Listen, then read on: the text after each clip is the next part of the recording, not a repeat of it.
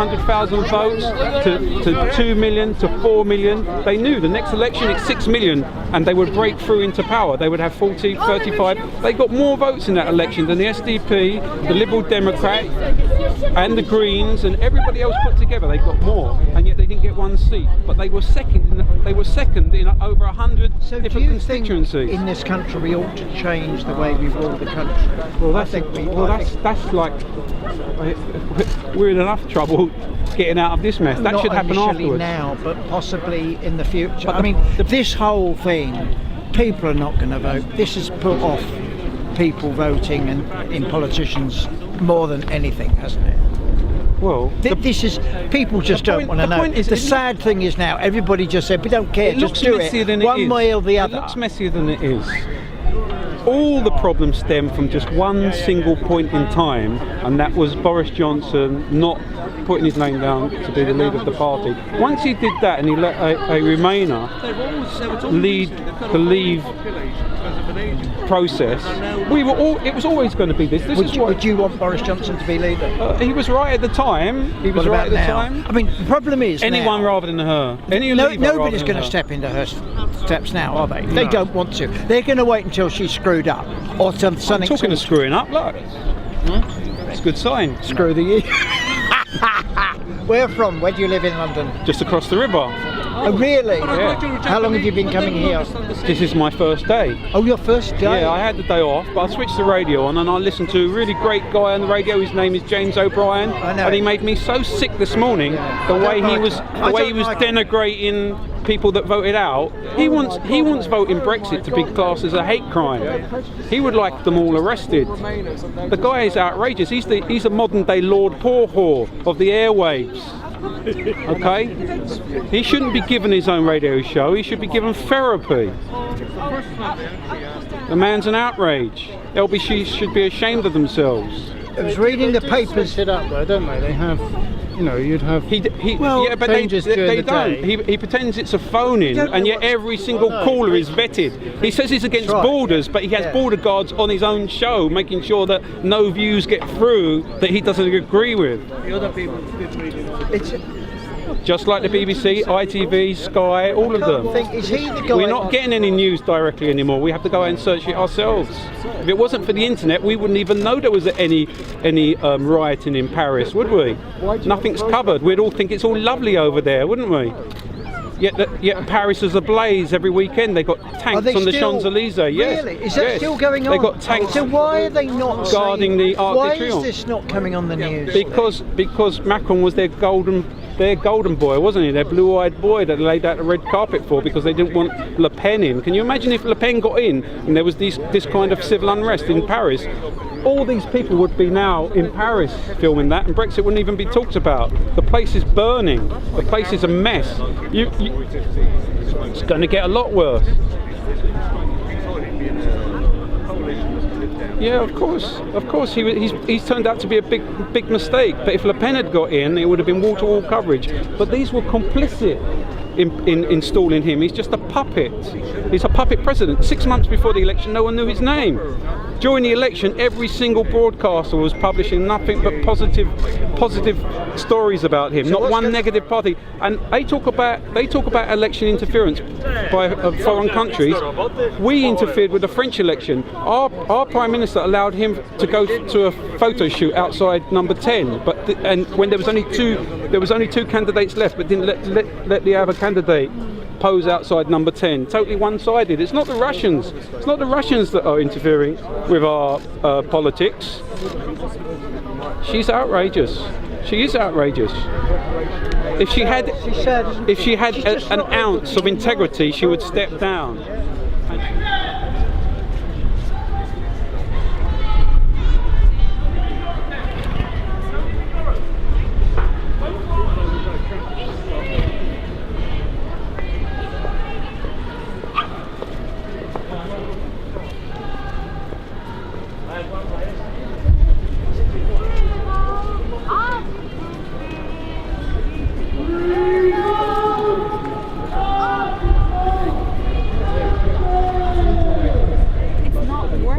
It's not happening. Well, most of those countries haven't been there for 20 years. No, they haven't all been there that long. That is true. But like Greece, Italy. Isn't it amazing how we're discussing it here? It isn't all like this, is it? No, I wish sometimes, because some people, you start to talk and they say, oh, I'm not talking to you, you're Brexit. I said, can't we debate? No, I'm not talking to you. I said, oh, why not? Well, I take the attitude that if you can't debate, there's really no point in ponting up at a place like this. You know, if you're not here to exchange, argue your position, absolutely, stand your ground and all sorts of things. But if you're not here to do that, then I don't know what you're here to do. No. So, and I'm happy to debate, as you, I hope, gathered, I'm happy to debate with anybody. And what kills me is just the name calling all the time. I mean, I was being interviewed this morning up there, and came up and you know, I'm an idiot and I'm a moron and I've been fooled and conned and blah, blah.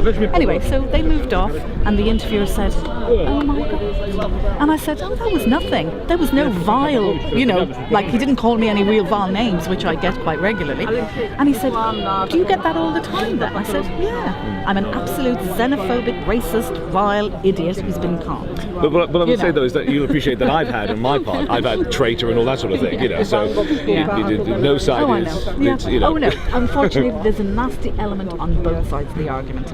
But do you know who I blame for allowing it to kind of come out? I blame Remain. Stronger In, within the first week of the referendum campaign, said a vote to leave is racist.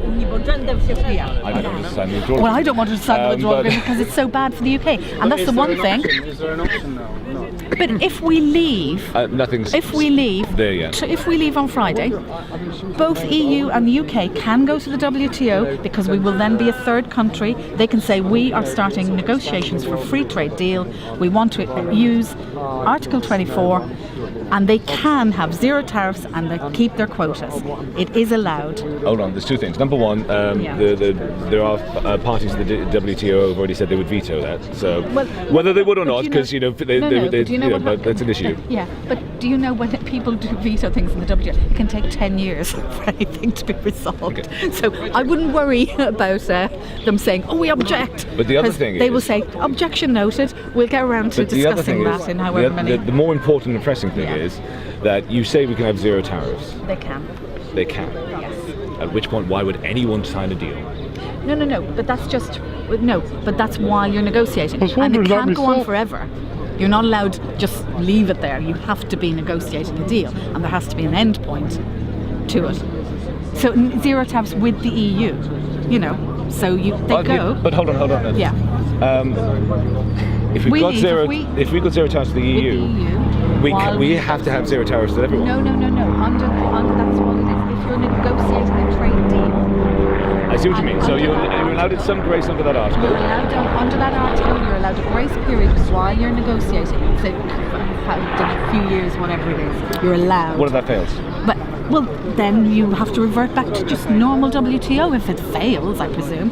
But you are right that if we go straight to just straight WTO, whatever tariffs we decide to remove, they have to be removed for everybody. With everyone. And of course, we can't do a deal with anyone. No, but we only take them off things that we don't produce or The thing is though, we've got more money now. The government's got plenty of money. It's not about a game of they're right, they're wrong, or something. Every time, because for instance, one thing that happened just after, literally hours after the results of the referendum got announced.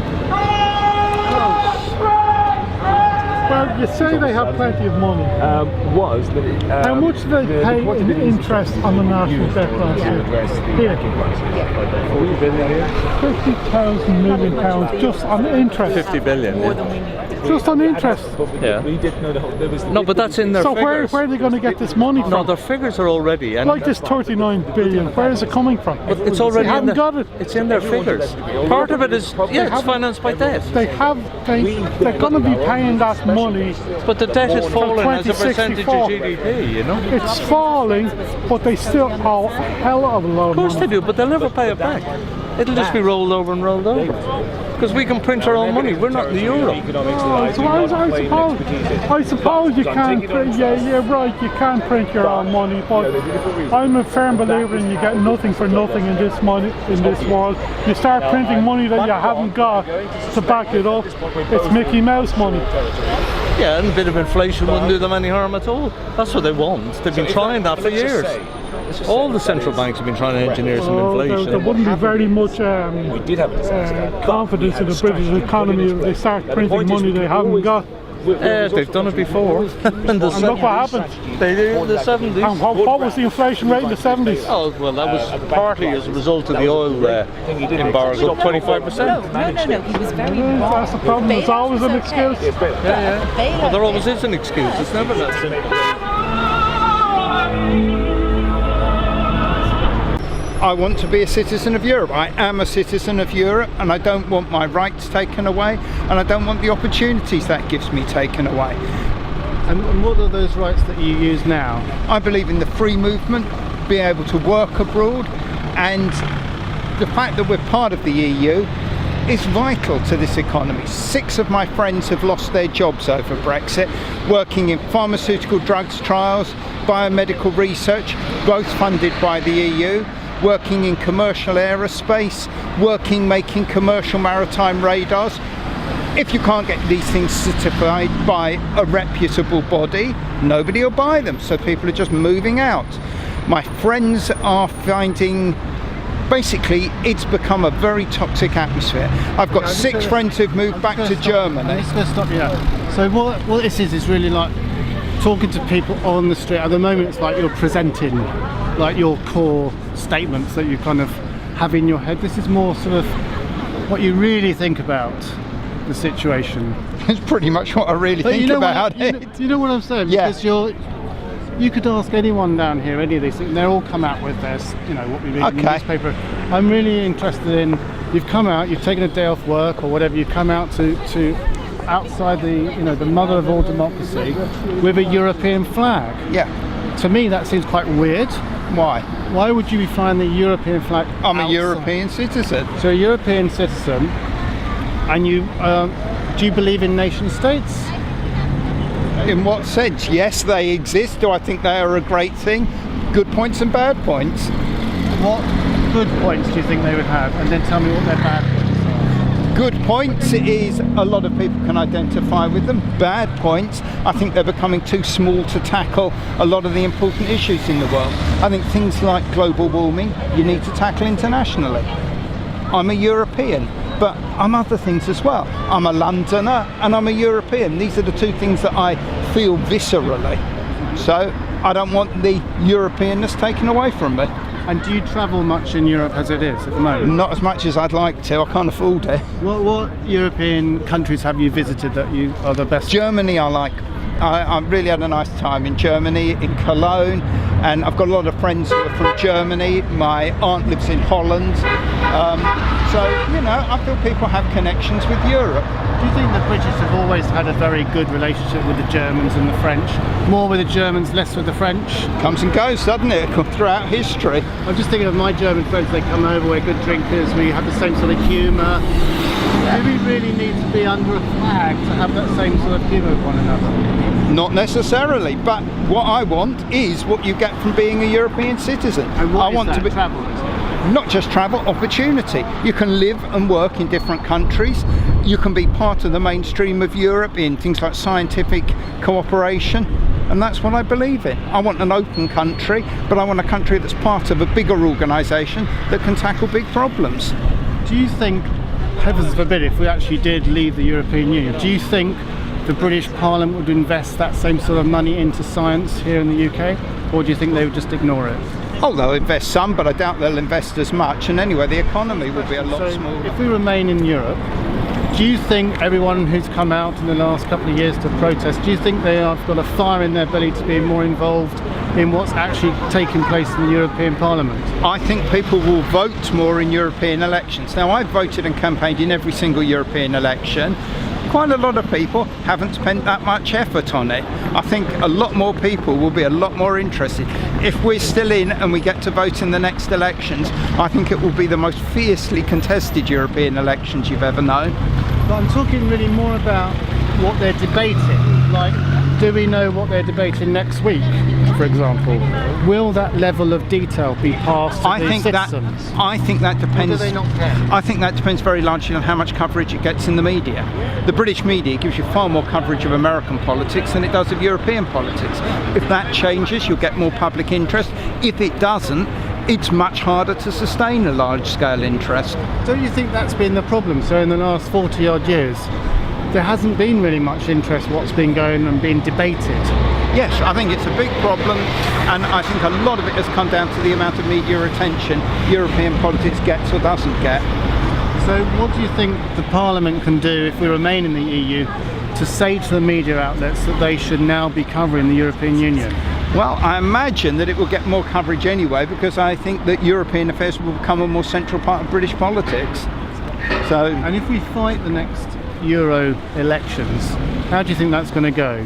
Farage is saying he's going to have his Brexit party, he's going to swamp them with the I imagine you will get a more, because you've got more chance of getting smaller parties elected because of the electoral system. I imagine the vote will polarise and you'll get more Brexit candidates, more Greens, more Liberal Democrats. I think the parties who have a clear-cut position on Europe will do well, and the ones who try and fudge it in the middle will do badly. Wouldn't you, last question, truly the last question, wouldn't you just want the EU to crack on with their project and just not have the UK bothering them so much? Wouldn't it be a lot easier for them just to, you know, crack on? It might be better for them, but I'm not sure it'd be better for us. And anyway, why do we want to hold them back? They have their utopia, what they want. Why are we messing it up? Just let them get on with it. I want to be part of it. I mean, personally, I am ideologically committed to it. I want to be part of the European project. I believe in more integration, more power being devolved downwards, and more power at a multinational level, depending on the size of the problem. Power divulged downwards, what do you mean by that? I'd like to see more power at regional levels, and I'd like to see more power at multinational levels.